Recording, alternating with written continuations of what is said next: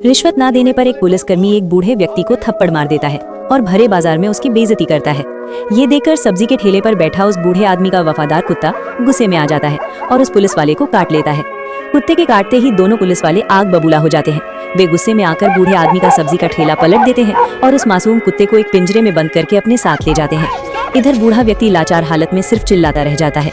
बाजार में खड़े सभी लोग ये तमाशा देखते रहते हैं, लेकिन कोई भी उस बूढ़े आदमी की मदद नहीं करता। कुछ दूर ले जाकर पुलिस वाले उस कुत्ते को एक गहरी खाई की तरफ फेंक देते हैं। मासूम कुत्ता खाई की गहराई में पत्थरों से टकराता हुआ बुरी तरह जख्मी हो जाता है और बेहोश होकर वहीं गिर पड़ता है।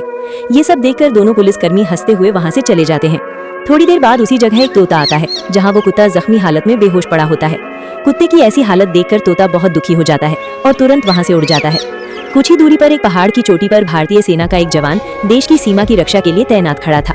तभी वही तोता उड़कर आकर उस जवान की बंदूक पर बैठ जाता है। तोते को पता था कि भारतीय जवान सच्चे और ईमानदार होते हैं। वो जवान को कुत्ते के साथ हुई पूरी घटना बता देता है। तोते की बात सुनकर उस नेक दिल जवान का दिल पसीज जाता है। बिना एक पल गवाए वो तुरंत उस खाई की ओर दौड़ पड़ता है।